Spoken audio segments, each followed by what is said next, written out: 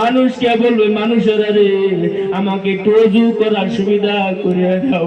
এবার মেয়ে লোকটা সুন্দর করে অজু করবে, অজু করে করে সুন্দর করে গিয়ে গিয়ে গিয়ে গিয়ে গিয়ে গিয়ে এই যে চশমার মধ্যে, এই যে পর্দার মধ্যে যে কুরআনুল কারীমটা ছেড়ে দেওয়া হয়েছিল, বিয়ার আগে বাপের বাড়িতে বসে বসে যে কুরআনুল কারীমটা তেলাওয়াত করতো গো, ওই পুরাতন কুরআনুল কারীমটা বের করে আনি এমন করে এক করে কুরআনুল কারীম তেলাওয়াত করবে, 2 রাকাত নামাজ পড়বে, নামাজ পড়ে নিজের এমন ভাবে নিজের পিছনের আঁচলটা দিয়ে আল্লাহ রাব্বুল আলামিনের কাছে এমন করে হাত উঠাবে আর বলবে,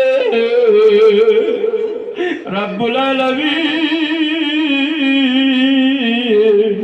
পৃথিবীর জমিনে আমার মা বড় কষ্ট করেছে, আমাকে লোকের বাড়িতে কাজ করছে, ডিম বেচা আন্ডা বেচা পয়সা গুলো আমাকে বাগাতের মধ্যে পাঠাইছে,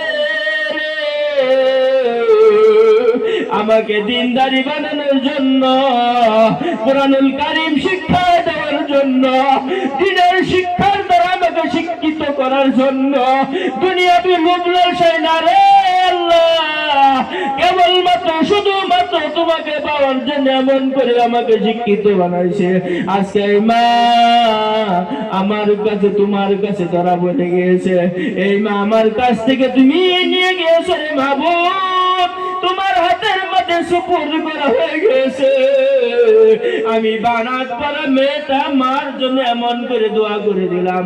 আল্লাহ রাব্বুল আলামিন বলে, এই পৃথিবীর মানুষেরা তোমরা জেনে নাও, শুনে নাও, এই যে বানাত করা মেয়েটা বাবার জন্য আঁচল উঠাইছে, মার জন্য এমন করে আঁচল উঠে কান্নাকুটি করছে গো, ইহতাজ্জাল আরশা, আল্লাহ বলেন আমার আরশ থরথর করে কাঁপতাছে, যতক্ষণ পর্যন্ত মা বাপকে আমার জান্নাতের মধ্যে না দিব গো, ততক্ষণ পর্যন্ত আরশ কাঁপা বন্ধ হবে না। বোনেরা কথাগুলো লক্ষ্য করে শুনেন, কাজে আসবে আমার মা বোনেরা। এই জন্য বলি গো, একজন মেয়েকে বানাতের মধ্যে লেখাপড়া করেন, আপনি যখন মারা গেলেন পৃথিবীর সমস্ত মানুষ আসবে, আপনার কাপড় কাটার মতন পৃথিবীর মধ্যে কেউ থাকবে না, আপনাকে গোসল দেওয়ার মতন মানুষ পাওয়া যাবে না গো।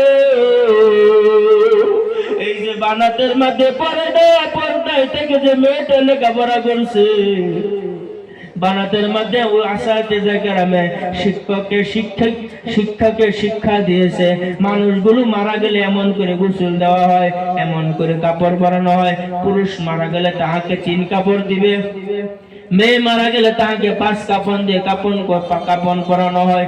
এইগুলো বলার আমার সময় নেই, অল্প সময় বলে দেই।